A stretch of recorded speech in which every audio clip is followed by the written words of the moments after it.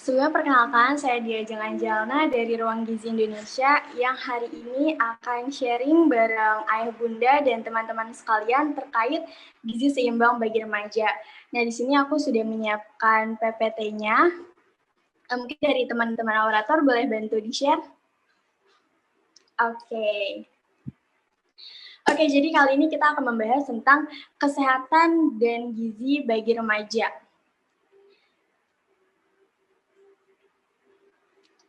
Nah, seperti yang kita ketahui ya teman-teman, bahwa remaja ini adalah usia pertumbuhan yang mana di usia pertumbuhan ini kita harus mengoptimalkan gizi kita karena nantinya akan berpengaruh saat kita dewasa. Jadi ini masa remaja ini masa emas banget nih, makanya kita wajib untuk memperhatikan gizi dari remaja. Oke, nah boleh di next Kak. Nah, mungkin di sini juga ada ayah bunda ya, yang mungkin di rumahnya ada anak remaja, atau mungkin di sekitarnya ada anak remaja, pokoknya remaja ini emang lagi pasti ada di sekitar kita gitu kan. Nah, di sini aku sebenarnya mau membahas terlebih dahulu terkait perilaku dari anak remaja. Seperti yang kita ketahui nih, kadang tuh gaya hidup remaja itu lebih aktif dan dinamis ya, karena kita lagi masa-masa pertumbuhan, jadi kita lagi pengen aktif-aktifnya, ikut organisasi sana-sini, ikut kegiatan sana-sini. Nah, di sini, karena saking aktifnya kita berkegiatan, itu kadang bikin remaja itu suka lupa untuk memperhatikan makanan yang dikonsumsinya. Dan biasanya mereka lebih memperhatikan kebutuhan sosial atau emosional gitu. Jadi kayak contohnya nih anak remaja tuh kan sekarang udah mulai mengenal terkait body image. Banyak banget mungkin sekarang di sosial media ya, ngeliat influencer-influencer yang langsing-langsing, yang kurus-kurus. Nah itu mereka jadikan role model supaya mereka punya body seperti mereka ini. Nah sebenarnya ini persepsi yang salah karena sebenarnya untuk menilai body image, untuk menilai bahwa diri kita ini ideal atau enggak itu banyak yang harus dipertimbangkan. Enggak cuma sekedar dari luarnya aja yang kelihatan langsing, yang kelihatan kurus gitu. Jadi ini merupakan persepsi yang salah sih ketika kita ngerasa bahwa diri kita itu kurang kurus atau kurang langsing. Banyak banget sih aku ngeliat di kalangan remaja ngerasa kayak gitu. Apalagi kan biasanya yang padahal kelihatannya udah pas nih, tapi mereka ngerasa dirinya kok kayaknya gendut banget ya, atau mereka ngerasanya kayak ada aja gitu yang kurang. Nah ini beberapa persepsi yang salah di kalangan remaja. Oke, boleh next Kak. Nah, lanjut nih, karena persepsi yang salah ini menimbulkan beberapa masalah gizi yang biasa terjadi di kalangan remaja. Apa aja sih masalah gizinya? Nah, jadi masalah gizi yang biasa terjadi di kalangan remaja ini, boleh di next, Kak? Nah, menurut Kementerian Kesehatan Republik Indonesia, masalah gizi yang biasa terjadi pada remaja ini ada 4 nih. Yang pertama itu ada anemia, kurang energi kronik atau KEK, ada obesitas juga, dan ada stunting. Nah, kita akan bahas lebih lanjut terkait masalah-masalah gizi yang biasa terjadi di remaja. Oke, boleh next. Yang pertama, ini ada anemia. Nah, mungkin di sini teman-teman ada yang belum tahu ya terkait anemia. Jadi, anemia ini adalah salah satu masalah gizi yang dihadapi remaja Indonesia, yaitu masalah gizi mikronutrien. Jadi, anemia ini adalah suatu kondisi di mana tubuh kita kekurangan zat besi. Jadi, itu bisa menimbulkan penyakit anemia. Nah, biasanya tuh ditandai dengan keluhan lemas, letih, lesu, lunglai, ngantuk, dan lain-lain. Ya, aku udah kasih contoh gambarnya. Jadi, ciri-ciri orang yang mengalami anemia itu biasanya dia tuh gampang lemas, terus gampang ngantuk, dan lain-lain. Nah, kenapa? Karena dia ini kekurangan zat besi. Nah, biasanya anemia ini cenderung lebih besar resikonya pada perempuan. Kenapa? Karena kan pada perempuan itu mengalami masa menstruasi yang dimana akan mengeluarkan banyak darah. Nah, disinilah kenapa perempuan itu cenderung lebih rentan terkena anemia.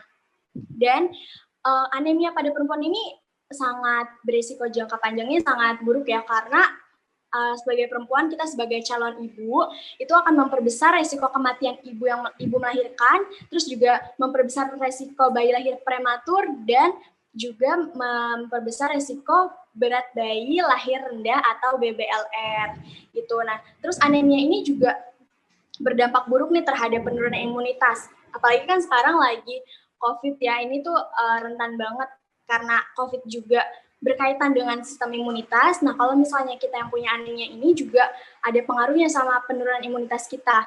Nah, selain imunitas, itu juga berdampak pada penurunan konsentrasi. Biasanya nih kalau misalnya teman-teman remaja lagi ikut webinar, lagi ikut kelas, atau dan lain-lain, kalau misalnya ngerasa konsentrasinya kurang, itu coba boleh dicek kadar HB-nya, apakah teman-teman kena anemia atau enggak gitu. Karena ini akan mempengaruhi jangka panjang ya, karena akan mempengaruhi prestasi belajar juga, mempengaruhi kebugaran remaja, dan juga produktivitas.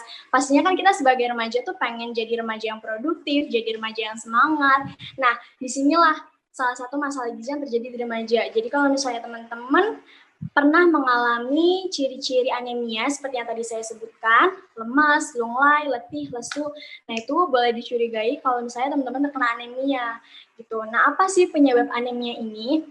Nah, penyebab anemia ini karena kekurangan zat besi. Nah, gimana untuk cara mencegahnya? Zat besi ini bisa kita dapatkan dari makanan yang tinggi akan zat besi. Contohnya sayuran hijau, terus juga protein hewani, protein nabati, gitu. Terus ada juga nih salah satu penyebab anemia yang sebenarnya masalah alasannya itu sepele, tapi bisa menyebabkan anemia. Contohnya kebiasaan-kebiasaan kita. Pasti di sini banyak dong ayah bunda atau teman-teman yang abis makan suka minum teh. Ya nggak? Tanpa dipungkiri itu emang lezat banget sih, abis makan terus minumnya es teh.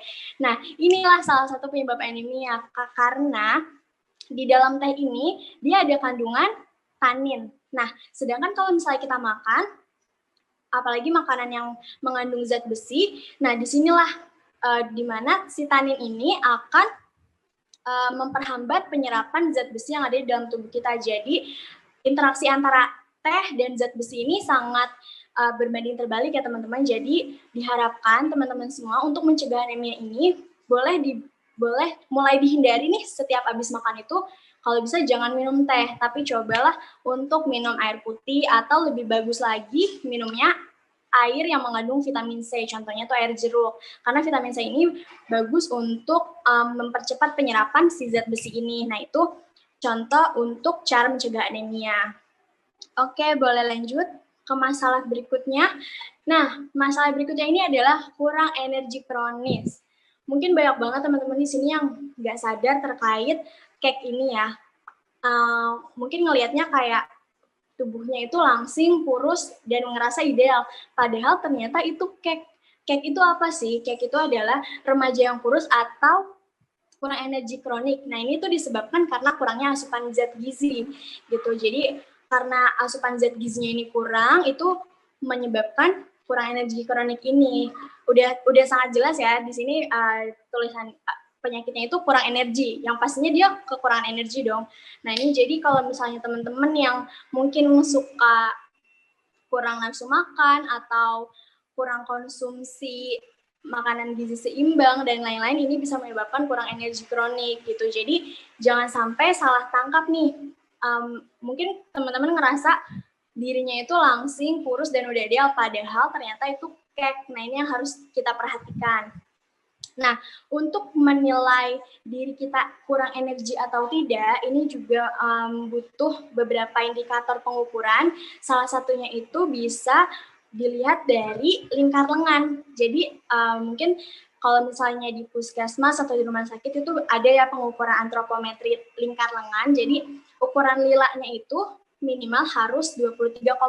Nah, itu yang menandakan bahwa teman-teman nggak kekurangan energi kronik gitu. Nah, ini juga kondisi remaja yang cake ini juga meningkatkan risiko berbagai penyakit infeksi gitu. Jadi nggak cuma cake aja, tapi dampak panjangnya juga ada.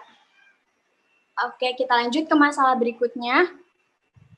Nah, tadi cake, kalau cake ini kan kurus banget ya. Nah, ini berlawanan nih obesitas. Jadi ini salah satu masalah gizi ganda ya, ada yang kekurangan, ada juga yang kelebihan.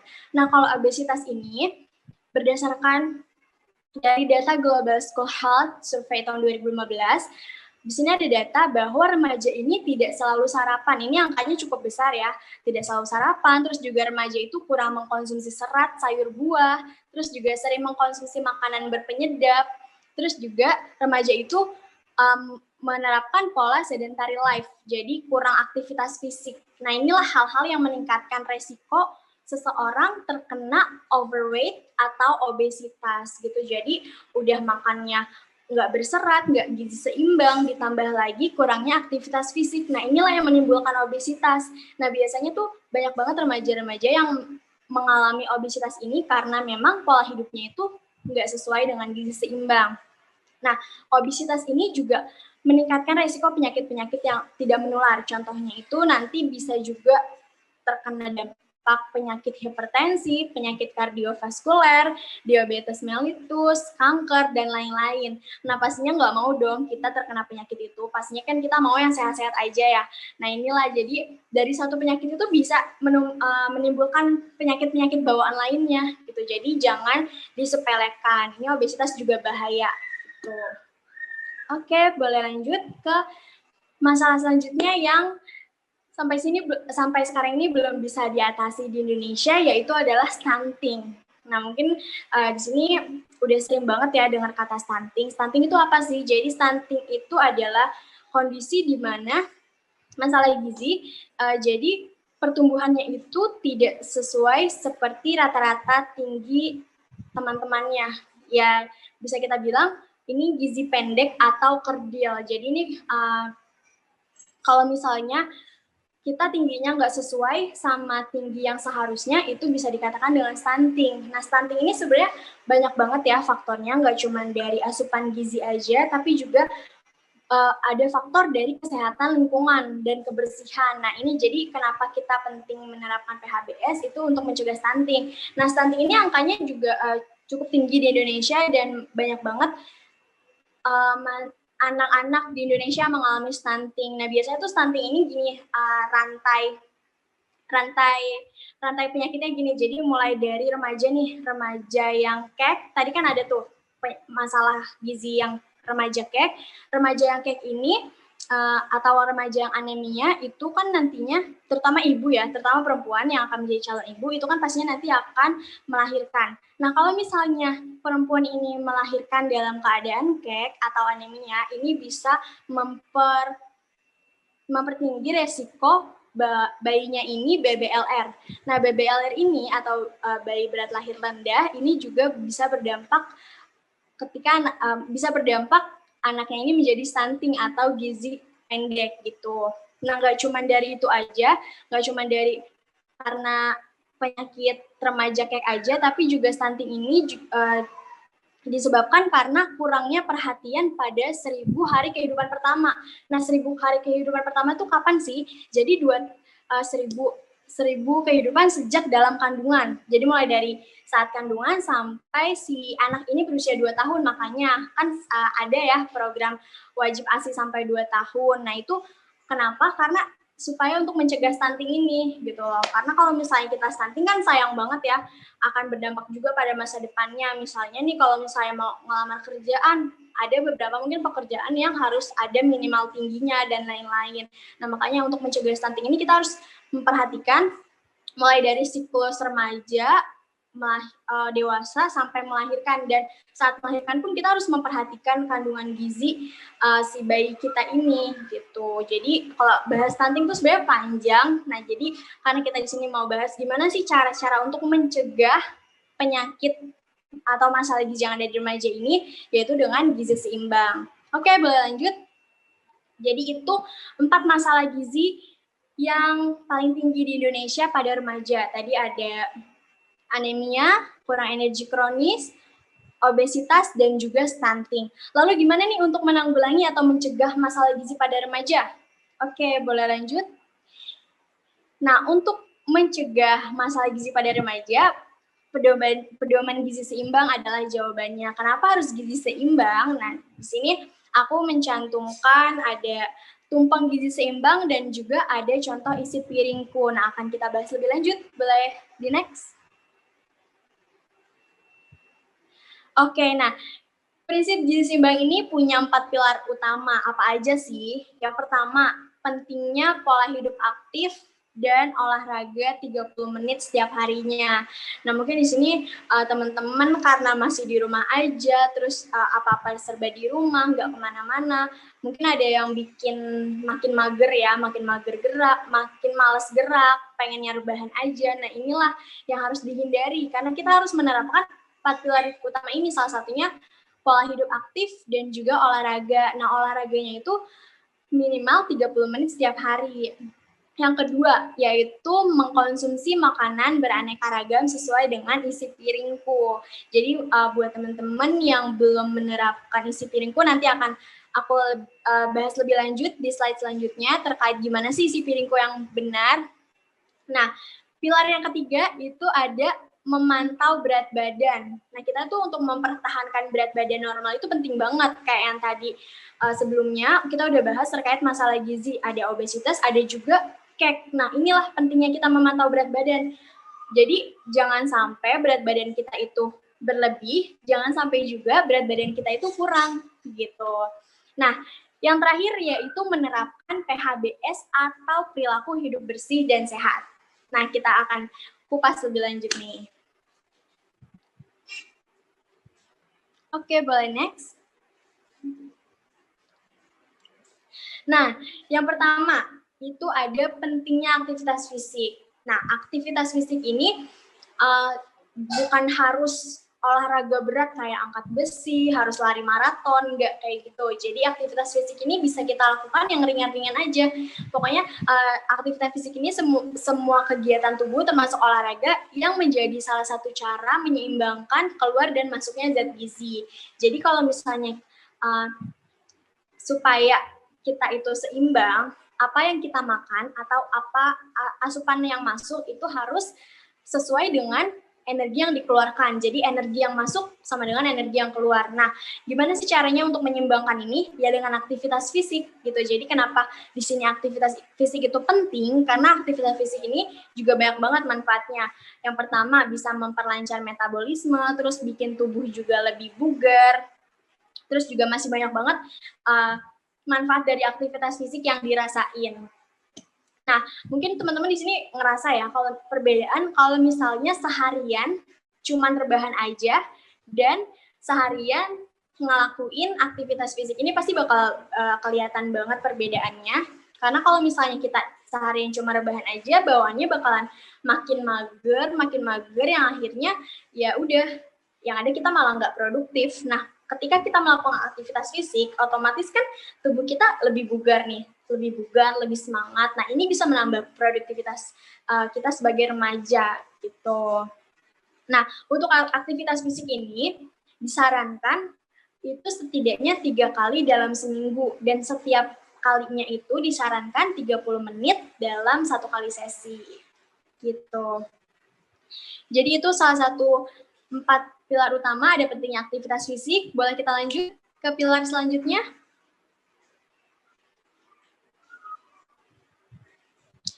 Oke, pilar selanjutnya ya Ayah Bunda dan teman-teman, di sini ada memenuhi kebutuhan gizi seimbang dengan panduan isi piringku. Nah, di sini boleh dilihat nih gambarnya, contoh isi piringku tuh kayak gimana sih? Mungkin di sini teman-teman udah atau Ayah Bunda udah sering banget dengar isi piringku, tapi mungkin banyak yang belum tahu gimana sih contoh dari isi piringku. Nah, di sini aku memberikan contoh gambar untuk isi piringku.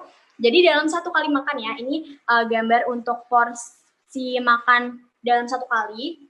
Jadi piring itu bulat nih, gampangnya dibagi 2. Nah, setelah dibagi 2 ini, 2/3 dari setengahnya ini diisi dengan makanan pokok, dan 2/3-nya diisi dengan sayuran. Lalu, 1/3 lainnya itu kita isi dengan lauk pauk serta buah-buahan. Jadi di sini, untuk makanan pokok dan sayuran itu harus sama jumlahnya. Nah, mungkin di sini banyak banget teman-teman remaja yang kurang suka makan sayur. Nah, ini nih yang harus cegah dan harus ditanggulangi. Kita tuh sebagai remaja supaya badannya sehat, bugar, ini kita harus memperbanyak nih makan sayur buah gitu. Jadi jangan cuman makan makanan pokok sama lauk aja. Sayur dan buah ini juga penting banget loh teman-teman gitu. Jadi mulai sekarang coba dibiasakan untuk menerapkan isi piringku ini gitu. Jadi apalagi nih sering banget ya aku menemukan contoh makanan yang kurang tepat. Jadi biasanya tuh kalau misalnya anak-anak remaja itu suka banget yang namanya makan nasi pakai mie. Mie-nya tuh dibuat lauk. Nah ini nih persepsi yang salah. Mie itu sebenarnya makanan pokok juga teman-teman. Jadi kalau misalnya makan nasi pakai mie itu, wah itu salah banget. Karena isinya cuma makanan pokok aja. Nggak ada lauknya, nggak ada sayurnya, nggak ada buah-buahannya. Nah ini jadi mulai sekarang yuk coba kita terapkan untuk konsumsi sesuai dengan isi piringku. Next, boleh lanjut. Ini detail terkait isi piringku. Jadi tadi di gambar udah kelihatan ya, udah kebayang ya isi piringku tuh kayak gimana. Nah, jadi sini aku akan memperjelas lagi. Nah, isi piringku ini dari porsi setengah piring itu 2/3 bagiannya diisi dengan karbohidrat atau sumber tenaga utama untuk beraktivitas. Nah, sumber karbohidrat ini bisa kita pilih dari berbagai macam sumber, contohnya tuh ada nasi merah, kentang, sagu, ubi, jagung, singkong, gandum, mie, bihun, dan lain-lainnya. Makanya tadi aku bilang, kenapa sih makan nasi dan mie itu salah? Karena mereka adalah sama-sama sumber karbohidrat, mereka itu termasuk makanan pokok, makanya kita nggak bisa menjadikan mie itu sebagai lauk pauk kita gitu. Nah mungkin banyak juga nih yang sering terjadi itu makan nasi pakai kentang, itu enak banget sih emang, nasi pakai kentang balado apalagi. Ini ayah bunda pasti sering banget ya nih bunda-bunda masak kentang balado atau mie goreng yang dioseng-oseng, itu enak banget sih. Tapi coba jangan jadikan itu sebagai lauk, tapi jadikan itu sebagai makanan pokok. Jadi misalnya, kalau misalnya lagi bosan makan nasi, pengen diganti dengan kentang itu boleh gitu. Jadi sumber karbohidratnya ini jangan dalam satu kali makan itu lebih dari 2 jenis gitu. Kalau bisa, kalau misalnya mau makan nasi pakai lauk, tapi hindari makan nasi pakai kentang atau mie dan lain-lainnya gitu. Karena seperti yang tadi aku bilang, mereka ini sama-sama sumber karbohidrat gitu. Nah, yang kedua, isi 1/3 bagian lainnya dengan lauk pauk yang merupakan sumber protein, baik protein hewani maupun protein nabati. Nah, ini lauk pauk ini penting banget karena manfaatnya juga banyak kayak protein. Nah, protein ini ada hewani dan nabati. Nah, hewani itu apa sih? Hewani itu protein yang berasal dari hewan. Contohnya ikan, ayam, daging, udang, dan lain-lain. Nah, itu contoh protein hewani. Terus ada juga protein nabati. Kalau protein nabati ini yang non-hewani. Jadi contohnya tuh kayak tahu, tempe, oncom, kacang-kacangan. Itu beberapa contoh protein hewani dan protein nabati. Nah, lauk pauk ini nih, sumber protein ini yang bisa kita jadikan sebagai lauk pauk. Misalnya biasa kan kita makan ada ayam goreng atau mungkin ada ikan, ada telur dan lain-lain. Nah, itu contoh lauk pauk gitu. Nah, selanjutnya dianjurkan untuk mengisi 2/3 bagian lainnya dengan sayuran. Nah, ini nih, jadi porsi antara nasi dan sayuran itu sebaiknya sama. Jadi jangan cuma sayurnya dikit, atau mungkin ada di sini yang suka makan sayur tapi buahnya doang. Nah, itu jangan kayak gitu. Jadi harus makan sayur, benar-benar sayur sesuai sama porsi nasi. Jadi bagian sayur dan bagian nasi itu sama porsinya. Nah, untuk sayuran ini bisa dikonsumsi secara mentah, tapi harus tetap dibersihkan dulu. Biasanya kan orang Indonesia suka lalapan ya, nah ini boleh juga makan sayur secara mentah. Terus juga bisa ditumis, bisa dikukus, bisa direbus, dan lain-lainnya gitu. Pokoknya sayuran itu kan banyak banget ya, boleh disesuaikan dengan kesukaan ayah bunda dan teman-teman sekalian, sukanya sayur apa, silakan dikonsumsi gitu. Nah, selanjutnya ini yang masih kurang banget kalau misalnya kita makan tuh masih jarang banget makan buah, bener nggak sih?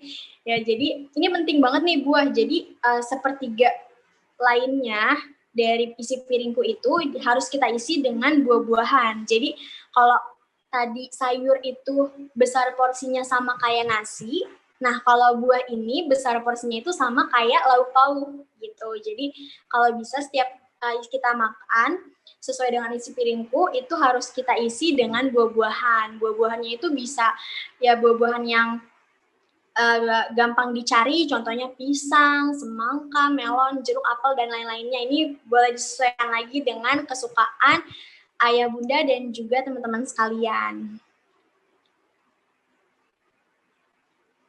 Oke, boleh next ke pilar selanjutnya. Nah, sekarang di sini aku mau mengajak ayah bunda dan teman-teman semua untuk menghitung IMT. Tadi kan salah satu kunci atau pilar dari gizi seimbang itu harus memantau berat badan dan mempertahankan berat badan normal ya. Nah, coba nih kita hitung IMT kita bareng-bareng yuk. Ini cara menghitungnya supaya kita tahu nih kita tuh ideal atau enggak sih. Nah, cara menghitungnya itu berat badan dalam kilogram dibagi tinggi badan dalam dalam meter. Jadi dalam meter, maaf ya ini typo atau salah tulis, nanti akan aku revisi. Jadi tinggi badan dalam meter itu dikuadratkan. Contoh misalnya berat badan aku 58 kilo, berarti 58 dibagi tinggi badan aku tuh 165 cm, berarti 1,65 ya kalau misalnya dalam meter. Jadi 1,65 dikali 1,65, nah itu dihitung coba. Nah coba nih kita hitung bareng-bareng nih IMT kita tuh berapa sih? Coba nih boleh ditulis di kolom komentar IMT-nya tuh berapa, nanti akan aku kasih tahu lebih lanjut klasifikasinya apakah ayah bunda dan teman-teman ini termasuk kurang, normal, atau mungkin lebih. Nah ini boleh kita hitung bareng-bareng dulu nih. Mungkin kakak-kakak panitia juga boleh ikutan hitung cara menghitung IMT.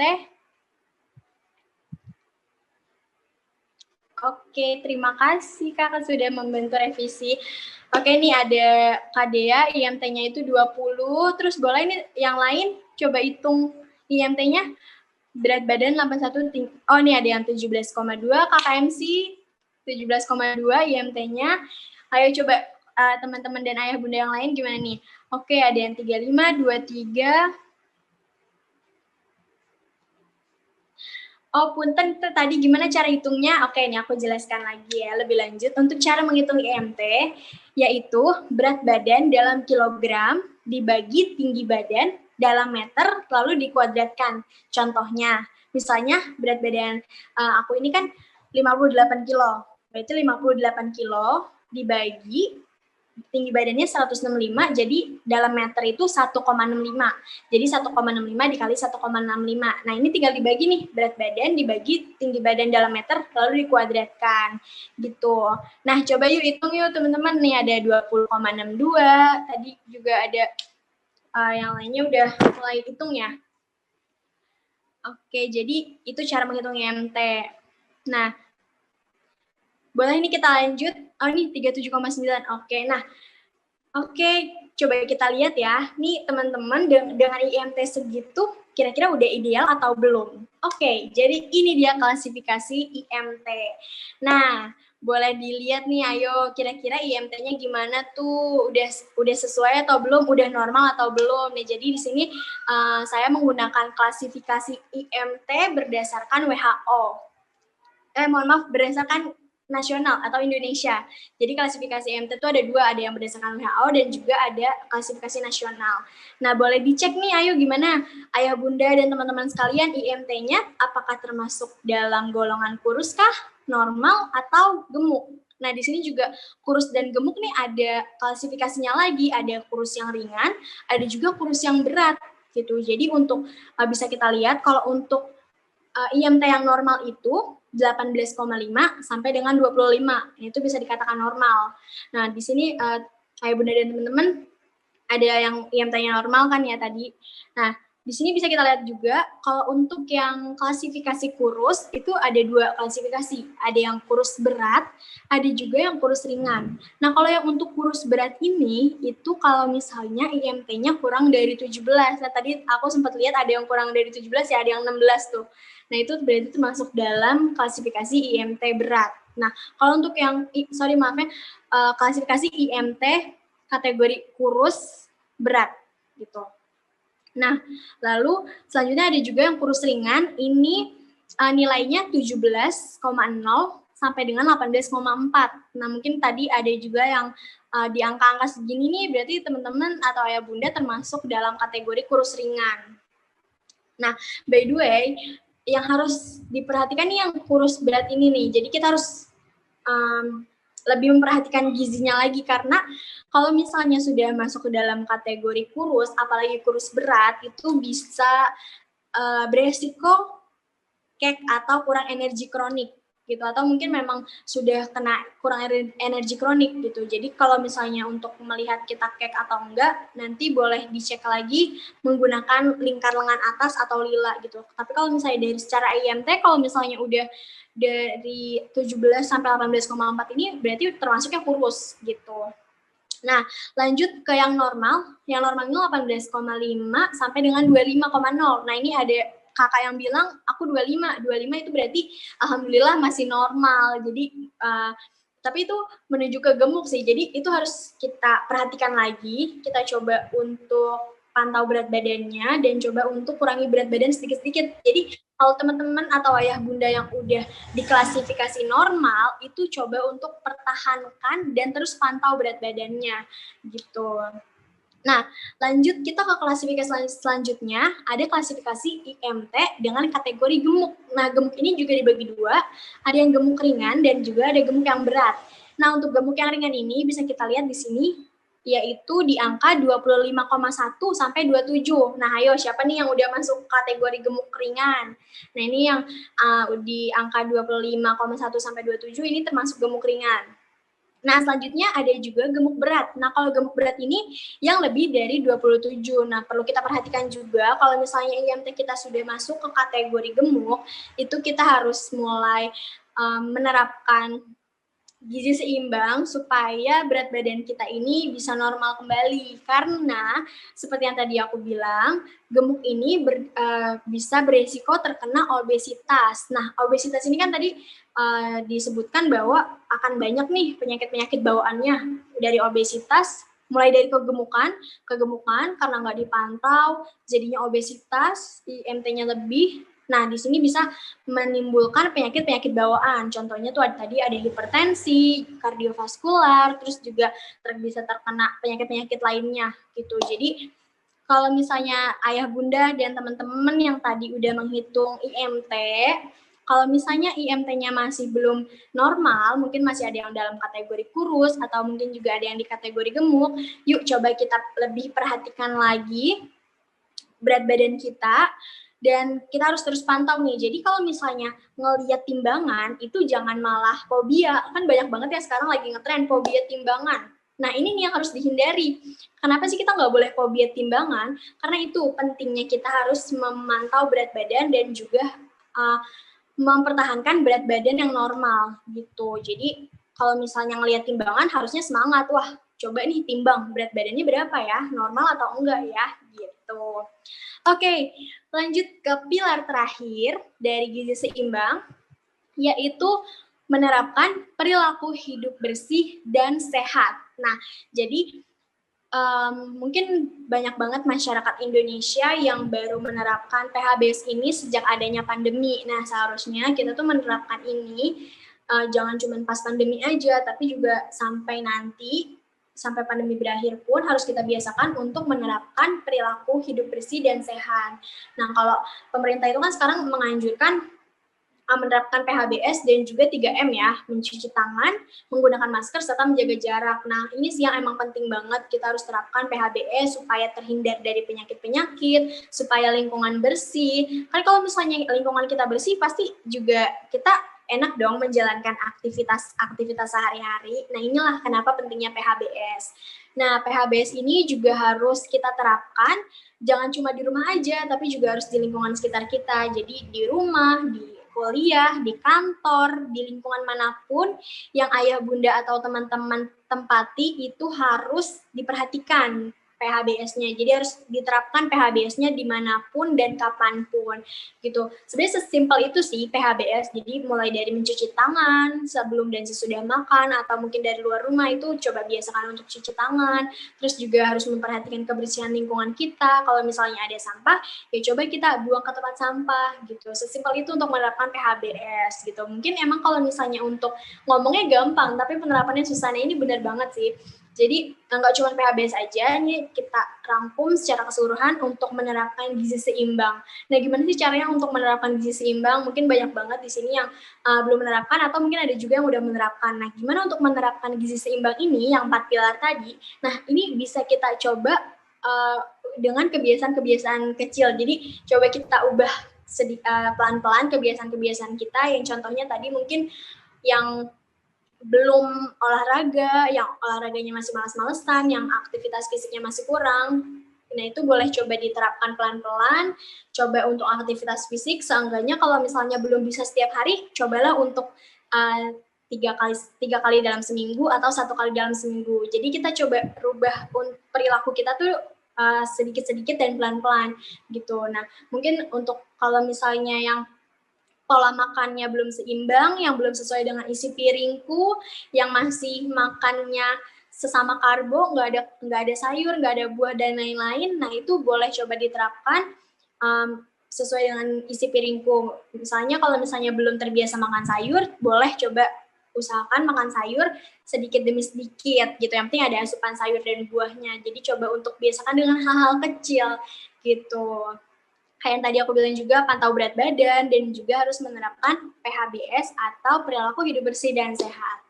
Nah, di sini ada sebuah quotes sebagai penutup pemaparan materi pada hari ini. Jadi, di sini aku ambil quotes dari Jules Rapson. Love yourself enough to live healthy lifestyle. Nah, jadi untuk mencintai diri sendiri itu cukup dengan membiasakan hidup dengan lifestyle yang sehat atau perilaku hidup yang sehat. Nah, tadi kan sudah aku paparin juga terkait gimana sih gaya hidup yang sehat. Nah, itu gizi seimbang kuncinya. Itu. Jadi, coba yuk kita terapkan mulai dari sekarang supaya kebiasaan sampai nantinya, supaya nggak terjadi lagi atau menurunkan resiko-resiko masalah gizi yang terjadi pada remaja. Seperti itu. Oke. Boleh next, yang terakhir, ini aku mau mengajak teman-teman semua, terutama para remaja, untuk menjadi milenial yang sadar gizi. Nah, ini juga boleh ayah bunda coba untuk diedukasi anak-anak remajanya untuk menerapkan pola hidup bersih dan sehat, serta menerapkan gizi seimbang ini. Oke, jadi sekian pemaparan materi dari aku.